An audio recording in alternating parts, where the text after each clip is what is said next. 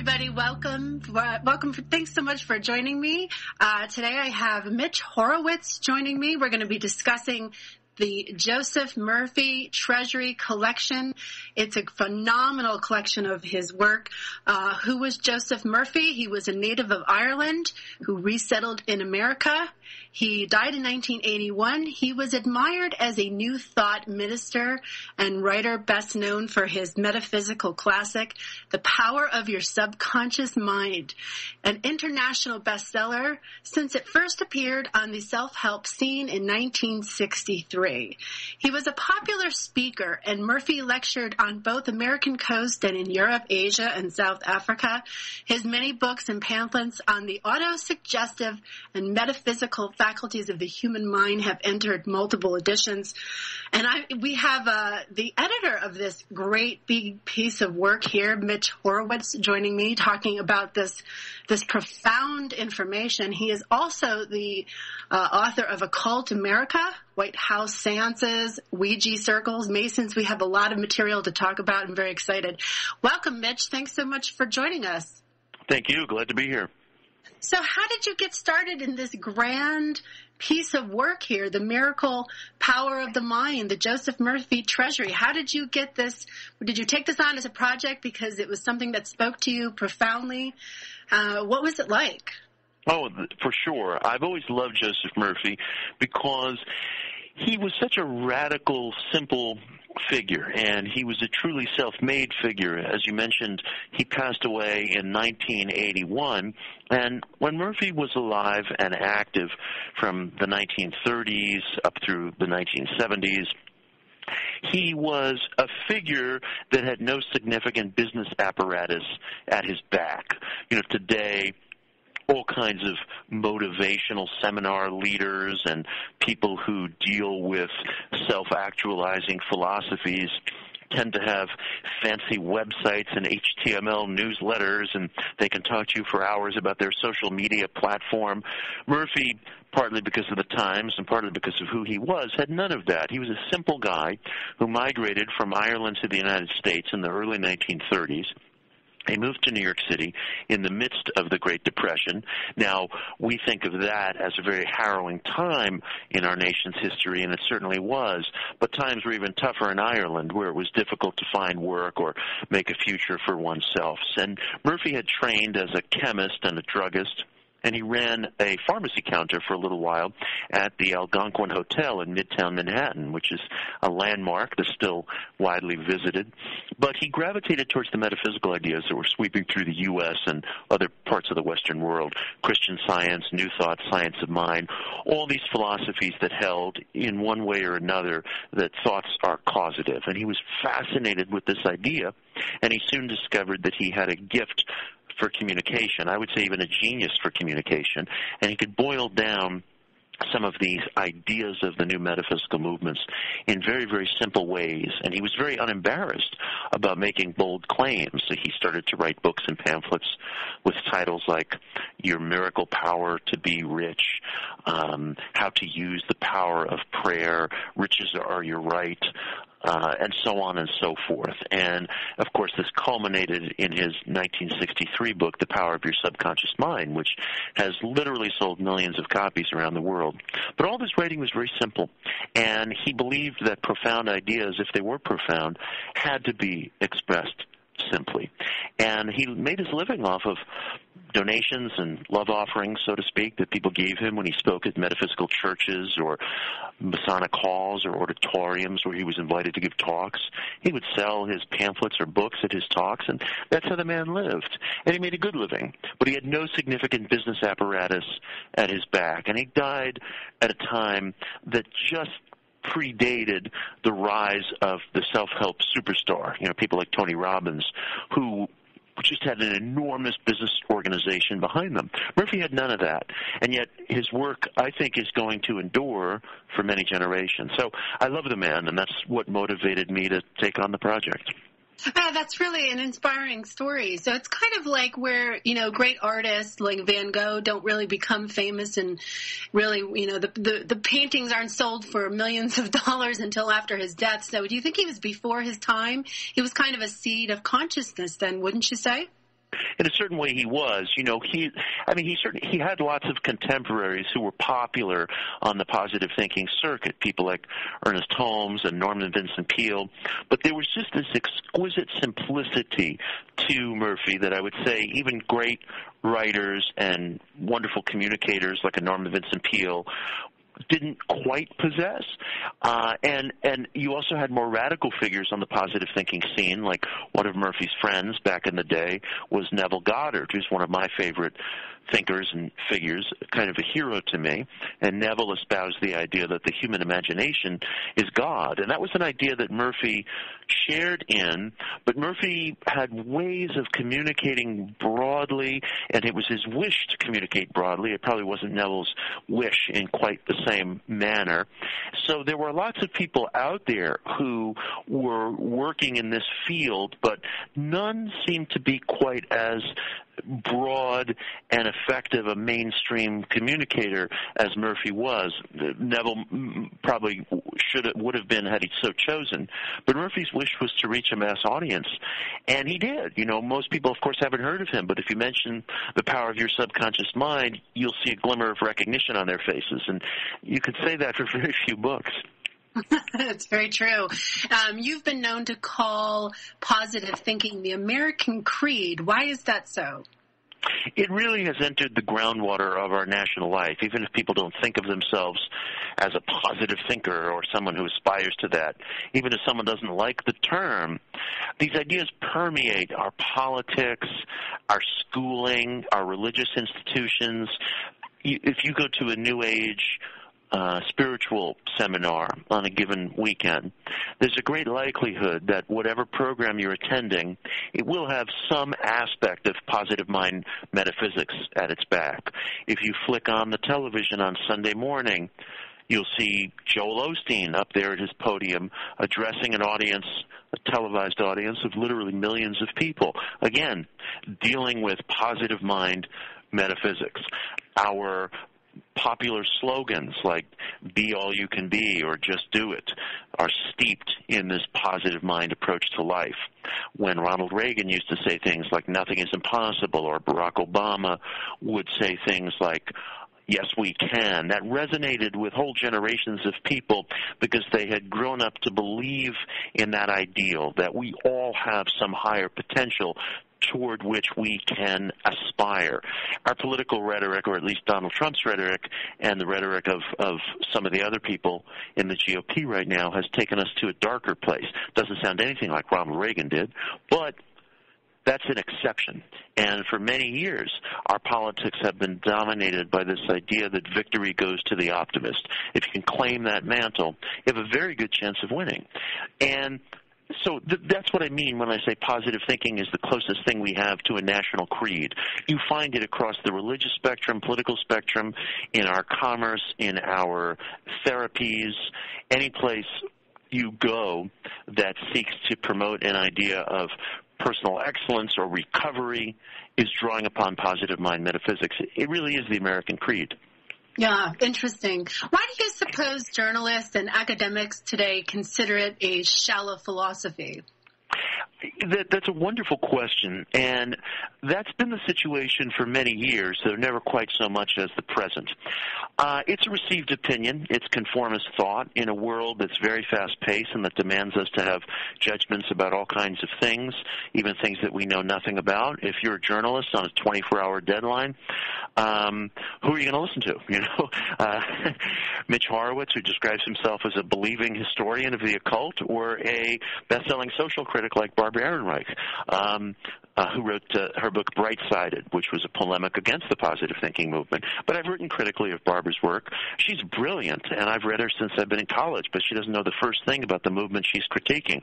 She hasn't read any of these books, a thing that I think she would probably acknowledge. And that's a pretty depressing acknowledgement, considering that she and other people who write for national audiences are having an influence over not only a range of day-to-day readers, but over deadline journalists and critics. So people think it's a mark of seriousness to dump on this American idea of positive thinking, but that's an unexamined belief.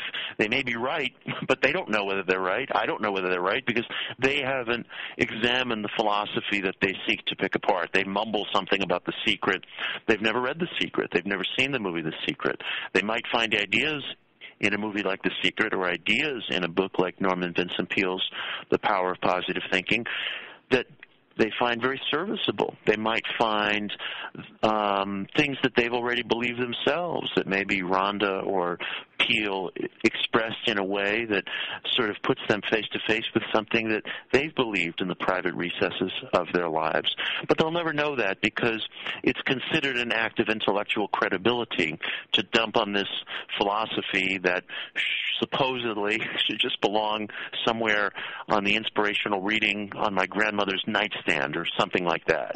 They think it belongs to refrigerator magnets.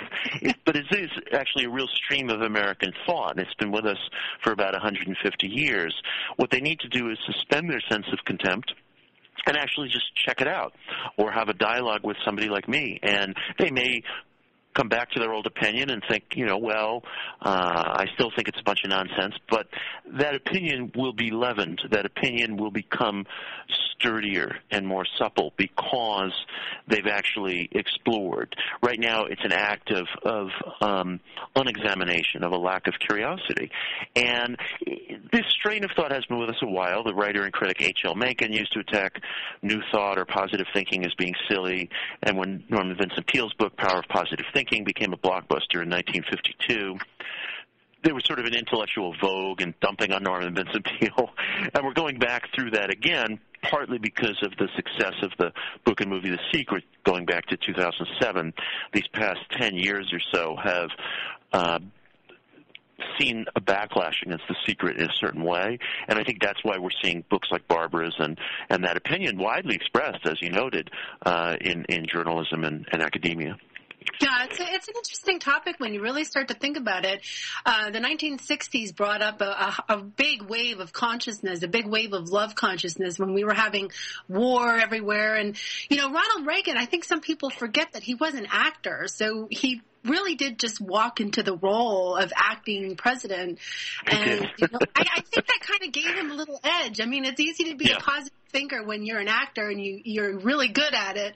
And I think Donald Trump coming onto the scene, fast forward 2016, we have, a man who's been a proven billionaire and he's proven himself in business and everybody wants to throw stones at him and make him a horrible person, but he does some of that on his own with some of his remarks and the things that he says.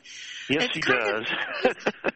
So when we look at today's world, we have the New Age movement. We have people having access to information on the internet that they perhaps haven't had before. It really does take the whole context of positive thinking to a different level, where it is one thing to think it and a whole other thing to experience it and do it and really make it an authentic expression of your life versus a nice Pollyannish type, thought. And if I, think positive thoughts, my whole life is going to change. Where does the line draw? I mean, where do we have the shell, facade of positive thinking versus the real depth of positive change that as a result of it? Well, that's a wonderful question, and it is very important to point out that positive mind metaphysics are not just a kind of forced or shallow optimism. That might be a form of politeness. That might make a person nicer to carpool with or what have you. But positive mind metaphysics refer to a more deliberative way of thought where you really experiment with the idea that thoughts might possess some kind of causality that goes just beyond minor improvements to my personality here and there. For example, we're going through a renaissance of research into the placebo response today. And this research is is proving so fruitful, it's almost as if we know nothing about the placebo response, even though that term has been in use for close to 100 years. In 2010, Harvard Medical School did a study where they found that people suffering from irritable bowel syndrome experienced significant relief upon being given a so-called honest placebo, in which they were told by lab researchers that they were being given, in essence, a sugar pill. And they were asked to take this sugar pill in complete transparency and see what happened. The expectation would be that nothing happened. But even that atmosphere of transparency, a significant number of sufferers reported lasting, measurable relief. And the researchers, to their credit, didn't rush to try to interpret their data. They said, this is really quite fascinating and requires further study. Now, everyone has their own pet theories as to what happened. I have my pet theory, but we don't know. The great thing about the Harvard researchers was they said, we really have to just study this further.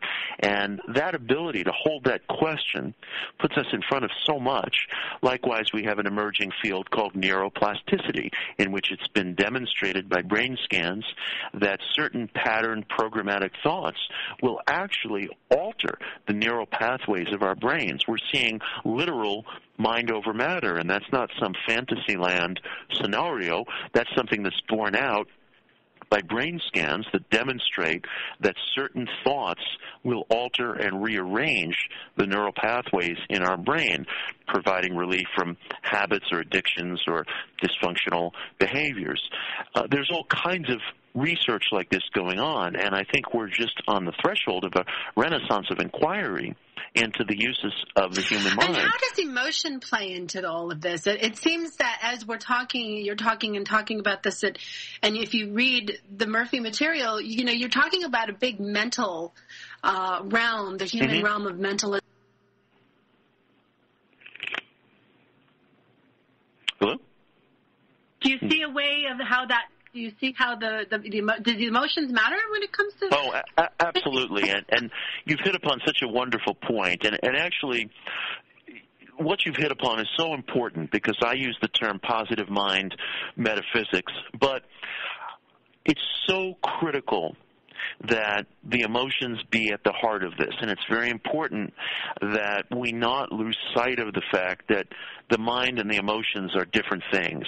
We live different lives. We have emotions, we have thoughts, we have physical urges, all of these things going on their own separate tracks, which is why so-called willpower doesn't do very much when we're suffering from an addiction like a gambling addiction or alcoholism or what have you. And for that matter, we all have the experience of promising not to get angry with so-and-so again, but despite our promises and our best intentions, the emotions just go their own way.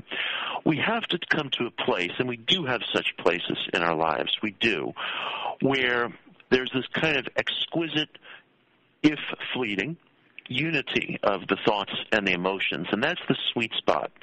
The placebo effect is triggered not by thoughts, but by a kind of hopeful expectancy, and there's an emotional component to that, a very strong emotional component. Now, one of the things that Murphy talks about, and one of the things that I extrapolate on in my own work, including my book, One Simple Idea, which is a history and analysis of positive thinking, is that you can try to access a very exquisitely relaxed state just before you drift off to sleep at night. It's sometimes called the hypnagogic state. It's a state almost akin to hypnosis. And if in that state, just before falling to sleep at night or just when waking to in the morning, when you're exquisitely relaxed, when you're in a state of kind of comfortable sensory deprivation, it's dark, it's quiet, or it ought to be, you can try to fix your mind on a certain goal or fix your mind on the solution of a certain problem. And that seems to energize the same mechanics that are present in the placebo effect, in neuroplasticity, in other exercises, including exercises into ESP or psychical research, which are controversial, but which I write about with deep seriousness. Experiment with that state, that hypnagogic state that you fall into just before drifting to sleep. ask yourself a question to which you really want a solution. Maybe you're trying to make a decision about something, a profoundly important purchase or a business decision, or trying to figure out how to help a family member. Just put that question to yourself. Do it for a few nights in a row. You might be astounded at the answers that arise or at the so-called happy coincidences or relationships that seem to develop. That's just one very practical way that a person can begin to experiment with positive mind metaphysics in a state that tends to unite mental and emotional activity. Yeah, well, I think a lot of people get stuck in the pain. You know, emotional pain can be very problematic for most. Yes. And getting out of that is a commonality that many of us share. It's like, how do we get out of the pain? You have a personal story that you could share with us, perhaps in your own experience, where maybe an emotional pain and then, you know, positive thinking helped pull you out of that, or some advice for our listeners? Absolutely. First of all, I would say that there are going to be periods of anguish. There are going to be periods of anxiety. A lot of different things happen to us in life, and of course, we're all born with different proclivities and sensitivities.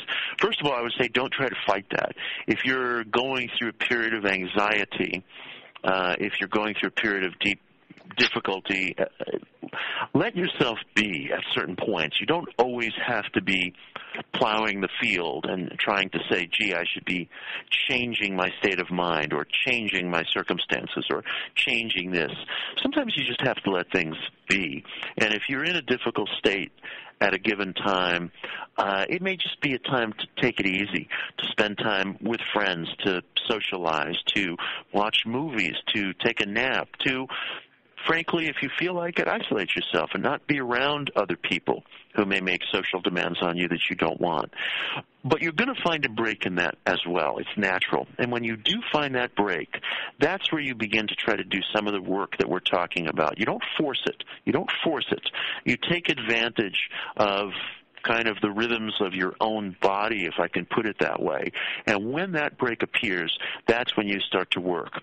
Now, I gravitated towards positive thinking because I am not, by nature, a positive thinker. I, by nature, am a very anxious person, a very overeager person. I have very stormy emotions, and I began to realize that when I was a kid, and my parents were going through a breakup, and there was tremendous financial fear and difficulty in my house, that if I didn't get it together in one way or another, I was not going to make it. I was not going to make it through school. I was not going to find a way to earn a good living as I got older, and this came to me very sharply when I was a young teenager. I began to read the Talmud, which actually has a lot of interesting ideas about positive thinking. I began to read the works of Ralph Waldo Emerson, who was a formative influence on me. I began to read self-help books in which you can find lots of good ideas. Anybody who disagrees with that is unlikely to have read many self-help books. And in so doing, I tried to cultivate a very effective, determined mindset. And I had a lot of setbacks, but over the course of years, that really did help. And I was able to emerge from this financial disaster with some help from others. My mother was a member of a labor union, and that labor union, which was the 1199 Hospital Workers Union, was just invaluable in lending us help. And I was able to emerge from that time, go to college, make sound decisions, pay bills, and get on with life. And I view various factors as being a help in that, but I view positive mind metaphysics, a program that I began when I was a kid, as being an invaluable component of it. And that's part of the reason why I take so seriously the work of a guy like Joseph Murphy, because he opens that door to people, and his ideas are very simple, very practical. You don't have to agree with every one of them, but Joseph Murphy does open that door and starts to get you thinking about the possibilities of how to use your mind, how to possibly use your mind in different ways, and I think that's very important. Good point. And where does positive thinking fall short? What needs does it fail to meet? That's a great question.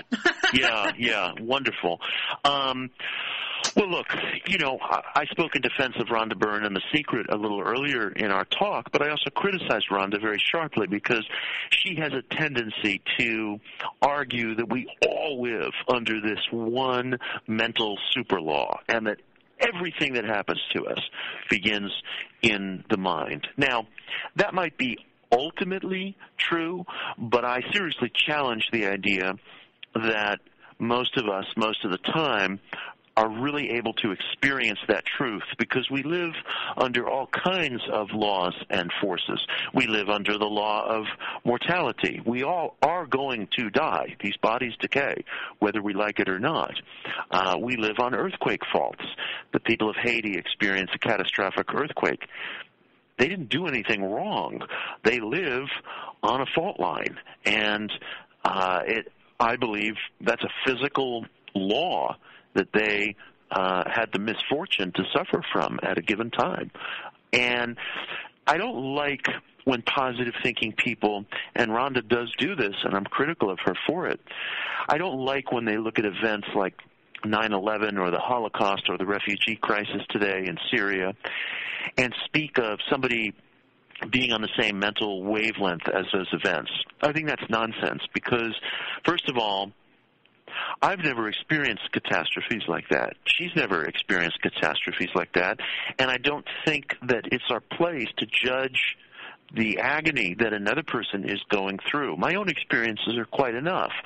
And the one real tool that we possess on the spiritual path is this kind of inner empiricism where we can look at what happens to us and try to understand it intimately in the context of our own lives.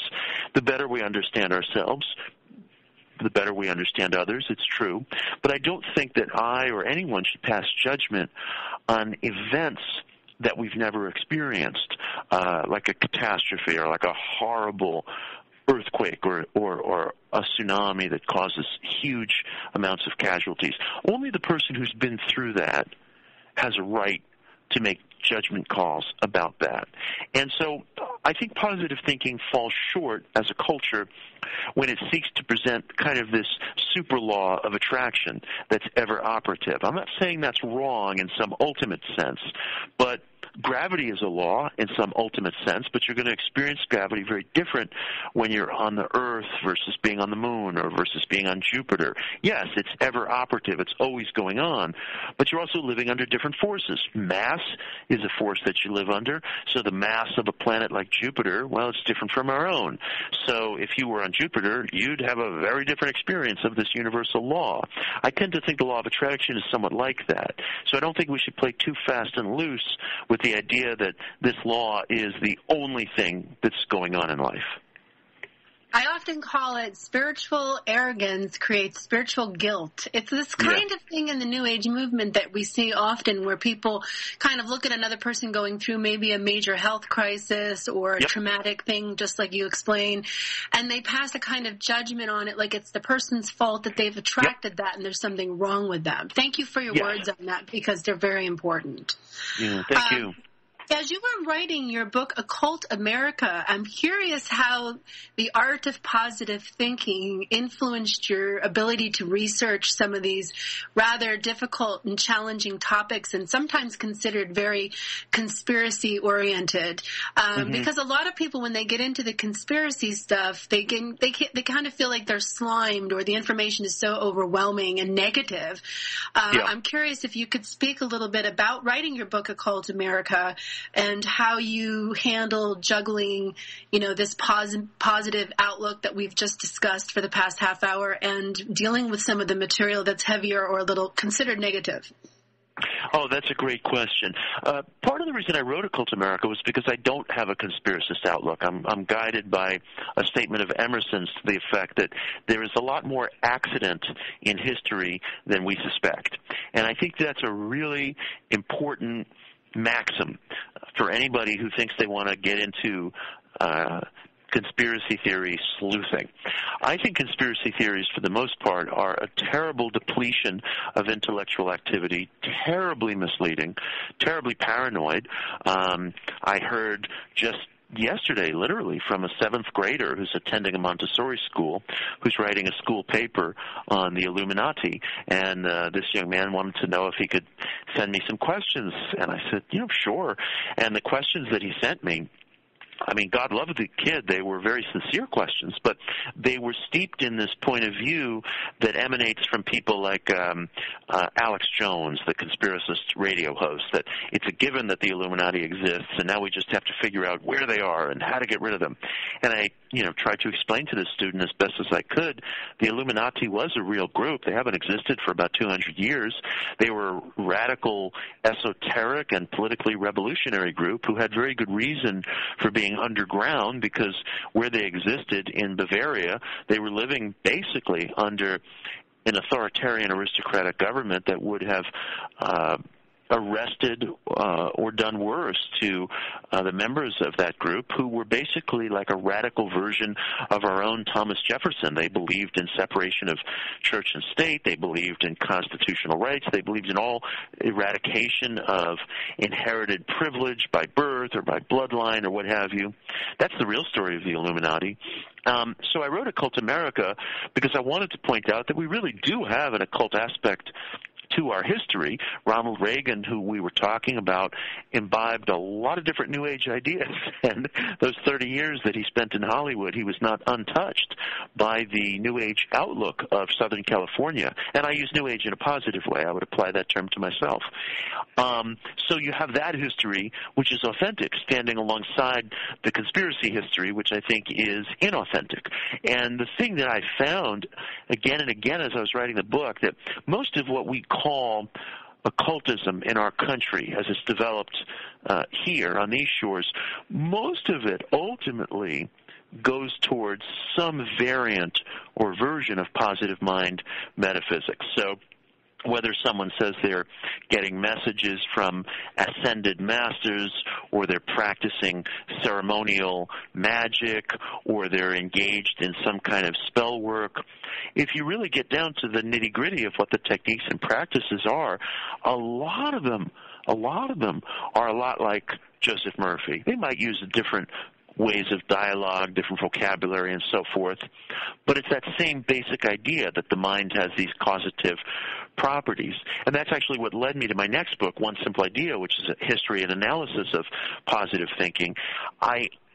It dawned on me that the ultimate legacy of all these alternative religious groups in America, the ultimate legacy was this vast positive thinking culture, denuded of its occult language, to be sure, but the basic ideas of new thought, positive thinking, and so forth are really where a lot of the occult got channeled in our society. For example, this coming weekend, I'm going out to Virginia Beach to the Edgar Cayce Foundation, one of my favorite New Age center in the country, and I'm giving a talk on Friday night, this coming Friday, on Edgar's idea of mind as builder, a concept that runs throughout his readings.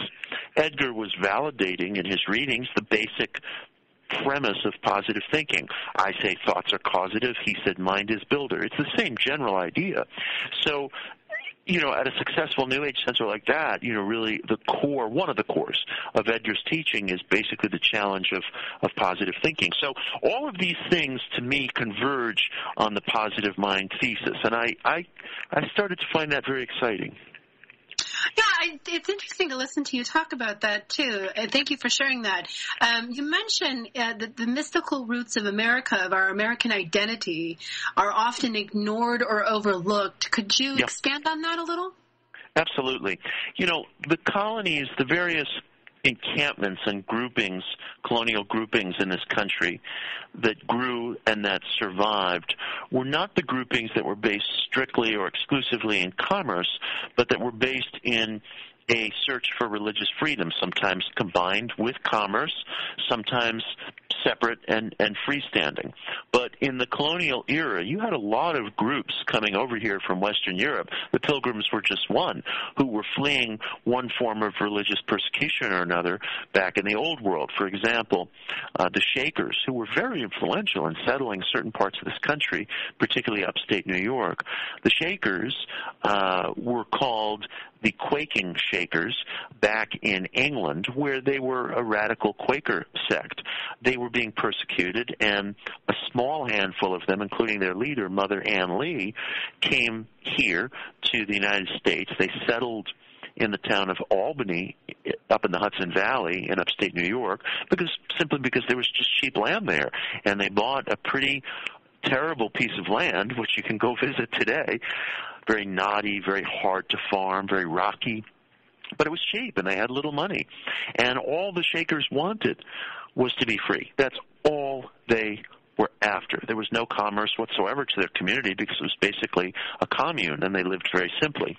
And although the Shakers are gone today, their settlements spread as far north as Maine and as far south as Kentucky. They did play a real role in settling this country, and you find again and again little grouplets like that, people with mystical or radical religious beliefs who were getting kicked around or persecuted or threatened in Europe.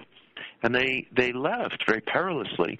Some of them didn't make it. Some of them, whose names are now forgotten, died at sea. But they made this terribly difficult journey because they wanted to live out an idea.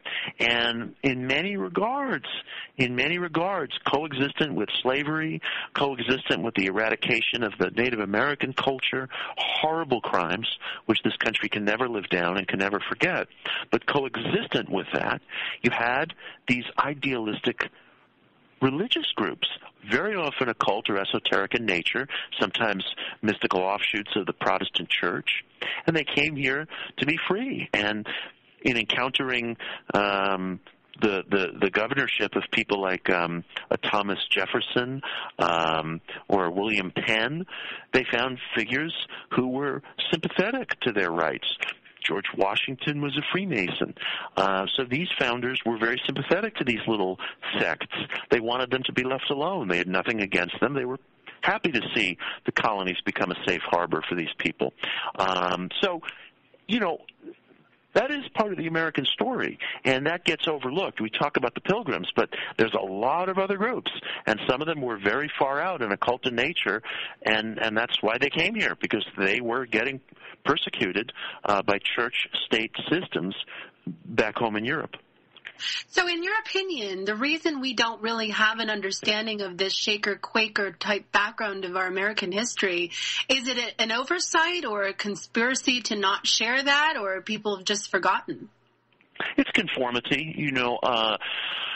People aren't well educated about these things, and so when a bus load of school kids get brought to the remnants of a Shaker village, they get told, well, here's a broom, here's a packet of seeds, here's a very nice chair. But what the kids don't learn is that the Shakers were wild. They would have seances that went on all night. They would go into these fits of ecstasy where they would get drunk on what they called spiritual wine, and they would create these magnificent and really esoteric and psychedelic designs on quilts and paintings, and they would write songs, and they believed they were visited by the spirit of George Washington and the spirit of vanquished Native American tribes. They would consort with the dead.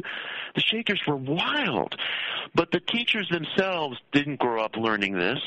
And, the same holds true for the feminist movement. Of course, figures like an Elizabeth Cady Stanton and a Susan B. Anthony, they were heroic in their own right, but they were also part of the spiritualist movement. Susan B. Anthony was an atheist when she was older, but when she was a young woman, she was fascinated with spiritualism because for the first time, and this was in the mid-19th century, you could see women seated at a seance table consorting with the spirits, and this was one of the very few public roles open to a woman, a trance medium, and they were religious leaders of a certain sort.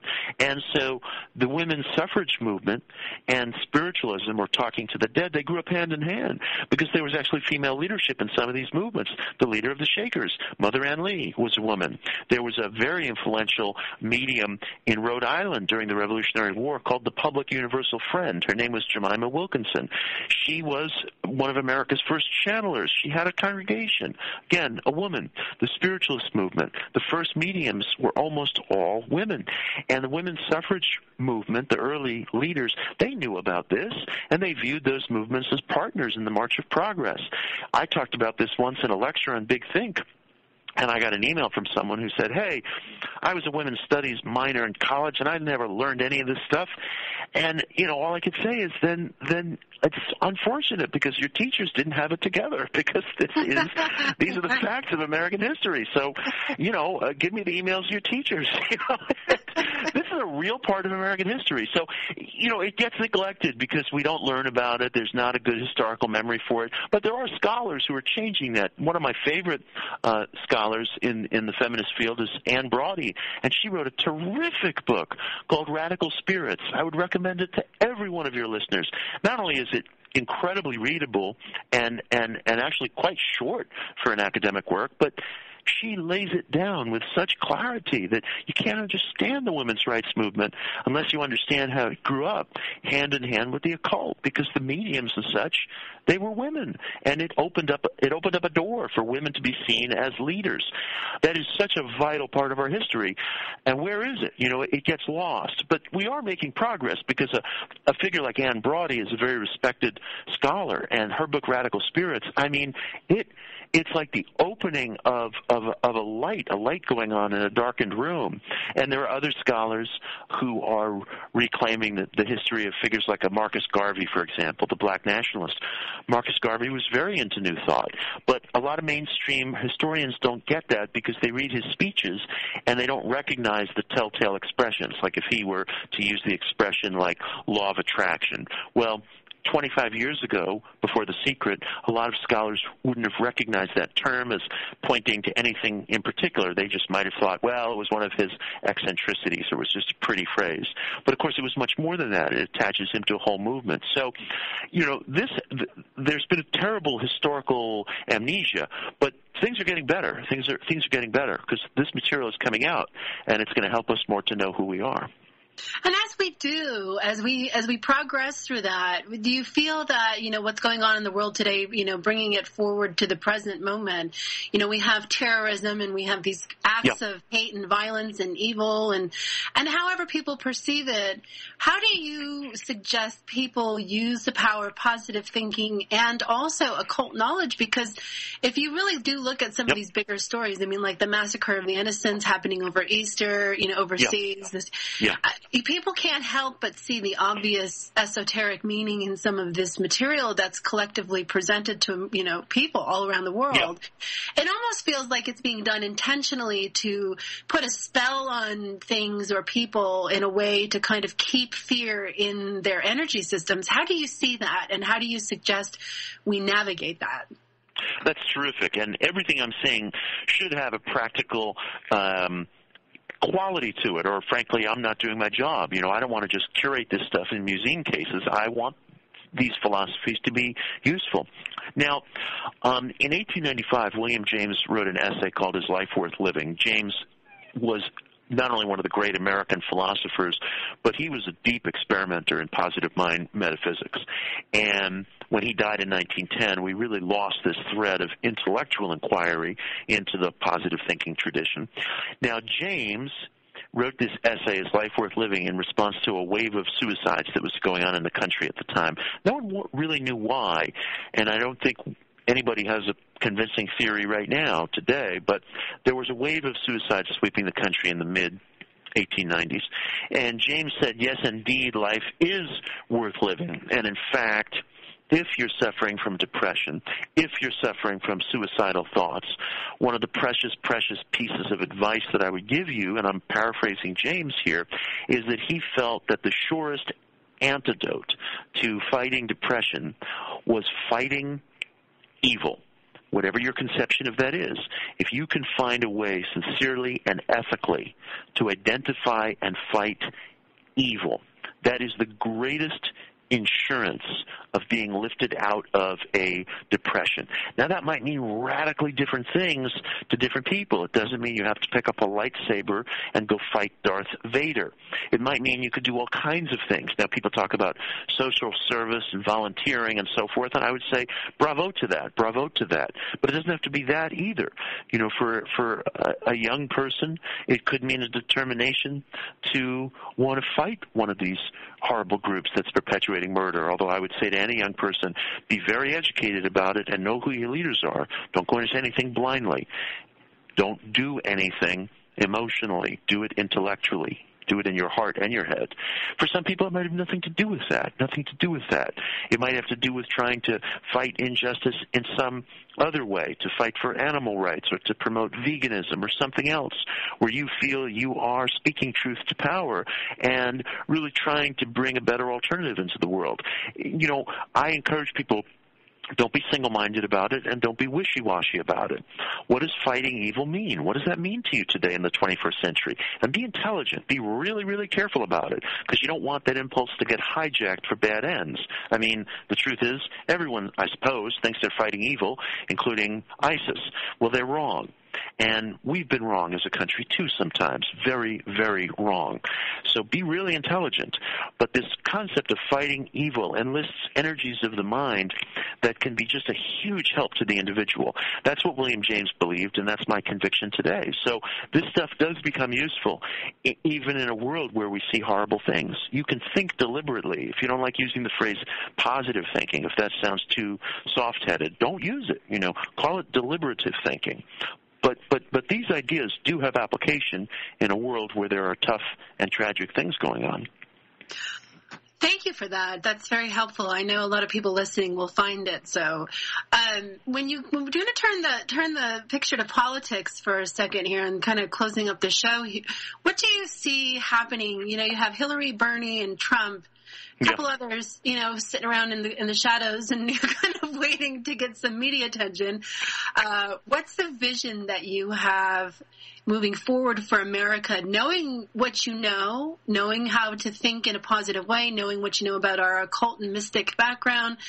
Where do you stand politically? Who do you hope gets office, and what do you see as the vision?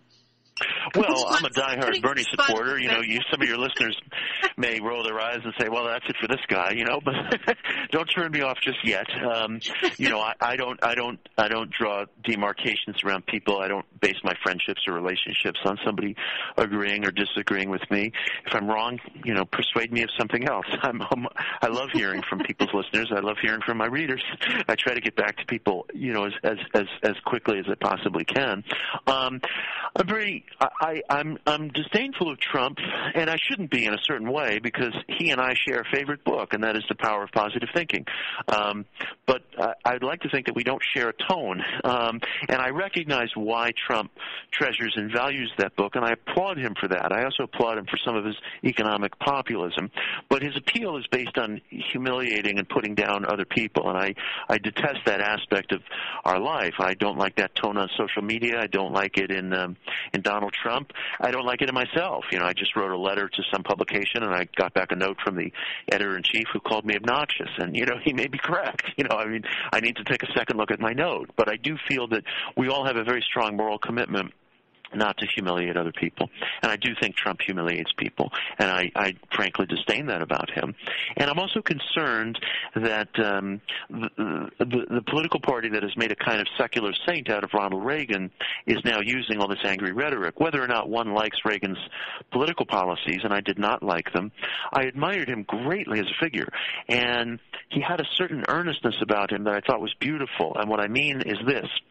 He was involved in all these New Age ideas that we've been talking about, and he was actually very straightforward about it. He would tell reporters on the campaign trail about his astrological sign being Aquarius, about his friendship with the psychic Gene Dixon, about prophetic dreams he had, about good luck charms he carried, about a psychic professor in college who prophesied his political rise, and so on and so forth. And Reagan just had this extraordinary lack of embarrassment about all this stuff. Sometimes it would drive people crazy. His campaign staff would say, "Oh, God, he's going to talk about astrology again, you know, pull the fire alarm, you know." Or, you know, scientists would hear him talk about this stuff and get very alarmed, and they had their point of view, and that's legit. But there was an openness and an earnestness to Reagan, the man, that I admired, and that's so absent, you know, in Trump today. You know, here's a guy who reads The Power of Positive Thinking, and it has been a useful book to him. He's very determined. He's a great salesman, but instead of teaching us the right things. He teaches us all the wrong lessons. He's a bully, and he's very good at it, unfortunately. And I disapprove of him very deeply. I find in Bernie Sanders, a figure who probably is not terribly interested in any of the things that we've been talking about, a much more idealistic tone.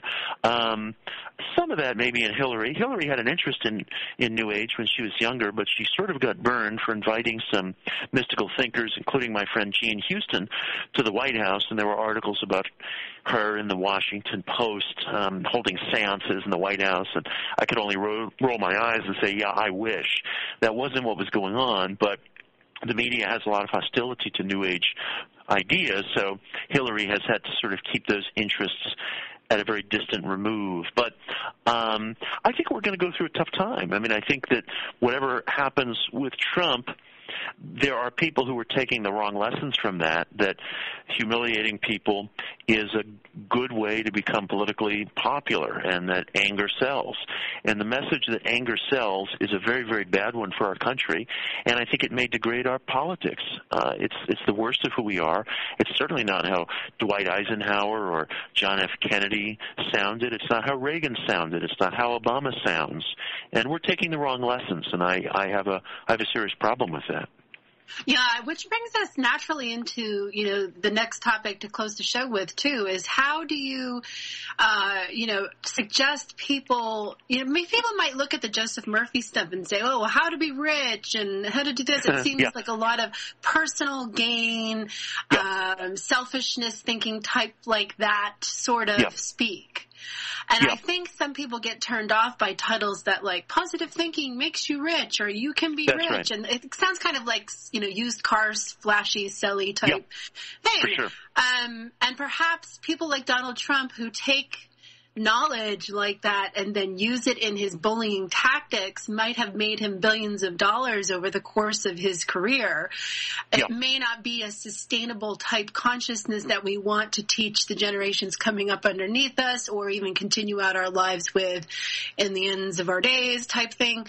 How do we talk about that? What's the conversation? How do we take this kind of knowledge that we've been discussing, that you wrote about in Occult America, that Joseph Murphy wrote in his works, and use it for a better outcome besides just feeding the selfish type agendas? Right, I read you, yeah. Well, Murphy made a point that all lasting riches and all riches that bring happiness have to be part of a kind of circuit of humanity where they benefit everyone involved. If you're selling a product, it should be a good product, and it should be produced under ethical conditions, and the workers who are producing it should be remunerated properly and in safe work conditions. He didn't say all of this explicitly, but you can extrapolate it from what he did say, and you'll find it in the book, The Miracle Power of Your Mind. He was very clear that dishonesty or subterfuge or the exploitation of other people could never result in a riches that would bring true happiness and the kind of riches that he was talking about. And people also have to remember that what made Murphy and his contemporaries great communicators was their ability to reach out to people where they really stood. It's no joke at all to a person who's struggling to pay the rent to pick up a book that promises prosperity. I don't think in my heart those books exploit people, because I would never traffic in anything that I felt I wouldn't give to a member of my own family. I would never hand a piece of advice, or a book for that matter, to somebody that I wouldn't use myself. I think these books can make a difference in people's lives, and Murphy cautions people not to make a god of money, not to worship money. It's just a means of exchange. It's the world that we live in today. And he does use kind of flashy language sometimes, but he is trying to reach people, and he is a salesman. He is a salesman, but I think he was an honest salesman. I really believe that in my heart. And I think I cut people a lot of slack for being honest and for being ethical. It doesn't do you much good if you're honest about a destructive idea. But I think Murphy struggled and really made a tremendous effort, and a right kind of effort, to convey a vision of prosperity, a vision of striving to people in a capitalist society, combined with a real ethical backbone. He was very explicit that you had to make sure that your productivity was shared and was beneficial to everyone in the circuit, or you would not have a properly closed circuit, and you'd be unhappy. Well, thank you so much for your insights this past hour. It's been really interesting to listen to you talk about all of this, and you've put it into some different perspectives for me as well, and I know my listeners will enjoy it. Mitch Horowitz, everyone, you can go to his website, mitchhorowitz.com, and find out all about his great work and the wonderful things he does in the world. And Mitch, what are you working on next that people can find you or work with you, or what offerings do you have that you'd like to share as we close the show? Oh, thanks. On May 3rd, the paperback to my book, One Simple Idea, goes on sale. And the paperback edition, which can be pre-ordered wherever you buy your books, has a lot of new material. I included a lot of practical exercises and techniques so that people could put some of these ideas into action in their own lives, or at least experiment with them. So One Simple Idea is out in paperback May 3rd, and you'll find all the appropriate links if you go to my website. Great. Thanks, everyone, for being here. I'm your host, Hillary Raimo, and you're listening to Yin Radio TV.